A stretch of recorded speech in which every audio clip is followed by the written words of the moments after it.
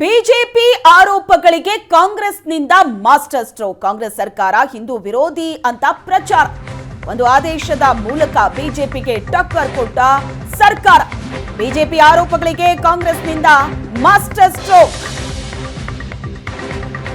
ಕಾಂಗ್ರೆಸ್ ಸರ್ಕಾರ ಹಿಂದೂ ವಿರೋಧಿ ಅನ್ನೋ ಪ್ರಚಾರ. ಒಂದು ಆದೇಶದ ಮೂಲಕ ಸರ್ಕಾರ ಬಿಜೆಪಿಗೆ ಟಕ್ಕರ್ ಕೊಟ್ಟಿದೆ.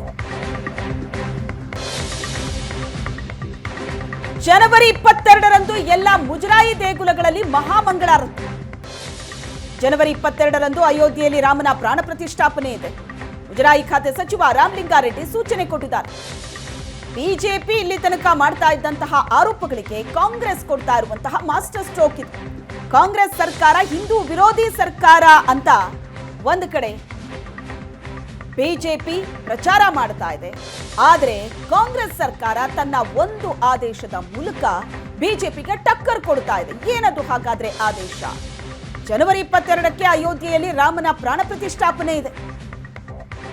ಅದೇ ದಿನ ಜನವರಿ 22ರಂದೇ ಎಲ್ಲಾ ಮುಜರಾಯಿ ದೇಗುಲಗಳಲ್ಲಿ ಮಹಾಮಂಗಳಾರತಿಯನ್ನ, ವಿಶೇಷವಾದ ಮಹಾಮಂಗಳಾರತಿಯನ್ನ ನೆರವೇರಿಸುವುದಕ್ಕೆ ಮುಜರಾಯಿ ಖಾತೆ ಸಚಿವ ರಾಮಲಿಂಗಾರೆಡ್ಡಿ ಸೂಚನೆ ಕೊಟ್ಟಿದ್ದಾರೆ. ಜನವರಿ 22ರಂದು 12 ಗಂಟೆ 29 ನಿಮಿಷ 8 ಸೆಕೆಂಡ್ನಿಂದ ಮಹಾಮಂಗಳಾರತಿ ಶುರುವಾಗುತ್ತೆ. ಏಕಕಾಲದಲ್ಲಿ ಅಟ್ ಅ ಟೈಮ್ ಎಲ್ಲ ಮುಜರಾಯಿ ದೇವಸ್ಥಾನಗಳಲ್ಲೂ ಕೂಡ ಈ ವಿಶೇಷ ಪೂಜೆ ನೆರವೇರುತ್ತೆ. ರಾಜ್ಯದ ಮುಜರಾಯಿ ಇಲಾಖೆ ದೇವಸ್ಥಾನಗಳಲ್ಲಿ ವಿಶೇಷ ಪೂಜೆ ನಡೆಯುತ್ತೆ. ಹಿಂದೂ ವಿರೋಧಿ ಅನ್ನೋ ಆರೋಪಕ್ಕೆ ಈ ಮೂಲಕ ಸರ್ಕಾರ ಟಕ್ಕರ್ ಕೊಡ್ತಾ ಇದೆ. ಈ ಬಗ್ಗೆ ಹೆಚ್ಚಿನ ಡೀಟೇಲ್ಸ್ ಅನ್ನ ಕೊಡ್ತಾರೆ ನಮ್ಮ ಪ್ರತಿನಿಧಿ ಮಾರುತೇಶ್ ಸಂಪರ್ಕದಲ್ಲಿದ್ದಾರೆ. ಮಾರುತೇಶ್, ಈ ಇತ್ತೀಚಿನ ಬೆಳವಣಿಗೆಗಳನ್ನ ಬಿಜೆಪಿ ಬಹಳ ದೊಡ್ಡ ಅಸ್ತ್ರವಾಗಿ ಪ್ರಯೋಗಿಸ್ತಾ ಇದೆ ಕಾಂಗ್ರೆಸ್ ಸರ್ಕಾರದ ಮೇಲೆ. ಹಿಂದೂ ವಿರೋಧಿ ಸರ್ಕಾರ ನಮ್ಮದು ಅಂತ ಬಿಂಬಿಸ್ತಾ ಇದೆ. ಆದ್ರೆ ಕಾಂಗ್ರೆಸ್ ಅದಕ್ಕೆ ಬಹಳ ದೊಡ್ಡ ಮಾಸ್ಟರ್ ಸ್ಟ್ರೋಕ್ ಕೊಟ್ಟಿದೆ. ಅದೇ ಆ ಒಂದು ಆದೇಶ. ಸೊ ಈ ಮೂಲಕ ಬಿಜೆಪಿ ಗಪ್ಚುಪ್ಪಾಗೋ ಹಾಗೆ ಮಾಡಿದೆ ಕಾಂಗ್ರೆಸ್.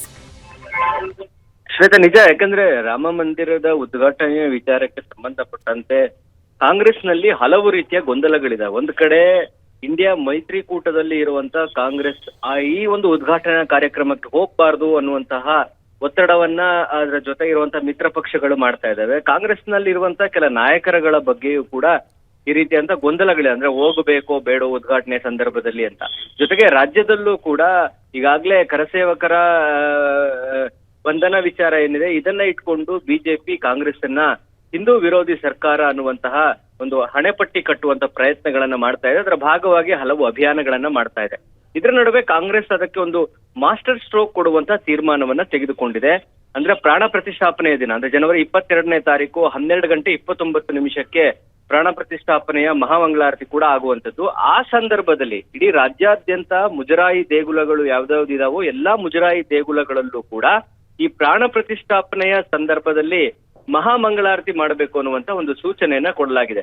ನಿನ್ನೆ ಸಾರಿಗೆ ಮತ್ತು ಮುಜರಾಯಿ ಸಚಿವರಾದಂತಹ ರಾಮಲಿಂಗಾರೆಡ್ಡಿ ಅವರೊಂದು ಸಭೆ ನಡೆಸಿ ಈ ತೀರ್ಮಾನವನ್ನ ಕೈಗೊಂಡಿದ್ದಾರೆ.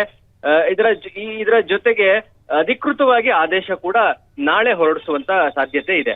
ಹಾಗಾಗಿ ಒಂದು ತೀರ್ಮಾನ ಏನಿತ್ತು, ರಾಮ ಮಂದಿರ ವಿಚಾರದಲ್ಲಿ ಕಾಂಗ್ರೆಸ್ ನಿರ್ಲಕ್ಷ್ಯ ಧೋರಣೆ ಮತ್ತು ಅವರು ಅಲ್ಪಸಂಖ್ಯಾತರ ಓಲೈಕೆಗೋಸ್ಕರ ಈ ರೀತಿ ಎಲ್ಲ ನಡ್ಕೊಳ್ತಾರೆ ಅನ್ನುವಂತ ಏನು ಆರೋಪಗಳಿತ್ತು, ಅದನ್ನ ತಳ್ಳಿ ಹಾಕುವಂತ ಒಂದು ದಿಟ್ಟ ನಿರ್ಧಾರವನ್ನ ತೆಗೆದುಕೊಳ್ಳಲಾಗಿದೆ. ಯಾಕಂದ್ರೆ ರಾಮಲಿಂಗಾರೆಡ್ಡಿ ಅವರು ಹಿಂದೆಯೂ ಕೂಡ ಹಲವಾರು ಮುಜರಾಯಿ ದೇವಸ್ಥಾನಗಳ ವಿಚಾರ ಬಗ್ಗೆ ತೀರ್ಮಾನಗಳನ್ನು ತೆಗೆದುಕೊಂಡಿದ್ರು. ಅಂದ್ರೆ ಅರ್ಚಕರುಗಳ ಗೌರವಧನ ಹೆಚ್ಚಳ ಮಾಡುವಂತಿರ್ಬೋದು, ಅವರಿಗೆ ಸರ್ಕಾರದಿಂದ ಸೌಲಭ್ಯಗಳನ್ನ ಒದಗಿಸುವಂತದ್ದಿರ್ಬೋದು.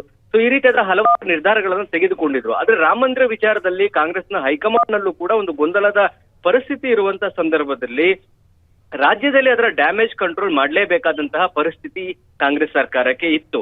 ಹಾಗಾಗಿನೇ ಮುಜರಾಯಿ ದೇವಸ್ಥಾನಗಳಲ್ಲಿ ಅವತ್ತು ಮಹಾಮಂಗಳಾರತಿ ಎಲ್ಲಾ ರಾಜ್ಯಾದ್ಯಂತ ಇರುವಂತ ಎಲ್ಲಾ ಮುಜರಾಯಿ ದೇವಸ್ಥಾನಗಳಲ್ಲಿ ಮಹಾಮಂಗಳಾರತಿ ಮಾಡುವಂತ ಒಂದು ಆದೇಶವನ್ನ ನಾಳೆ ಹೊರಡಿಸ್ತಾರೆ. ನಿನ್ನೆ ಅಧಿಕೃತವಾಗಿ ಸಭೆ ನಡೆಸಿ ಸಭೆಯಲ್ಲಿ ಸೂಚನೆ ಕೂಡ ಕೊಡಲಾಗಿದೆ. ಈ ಮೂಲಕ ಒಂದು ದೊಡ್ಡ ಮಟ್ಟದ ಡ್ಯಾಮೇಜ್ ಕಂಟ್ರೋಲ್ಗೆ ಕಾಂಗ್ರೆಸ್ ಮುಂದಾಗಿರೋದಂತೂ ನಿಜ. Shweta, thank you Maruthesh.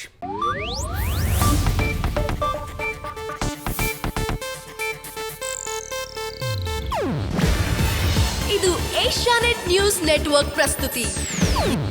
ನೀವು ನೋಡ್ತಿದ್ದೀರಾ ಏಷ್ಯಾನೆಟ್ ಸುವರ್ಣ ನ್ಯೂಸ್.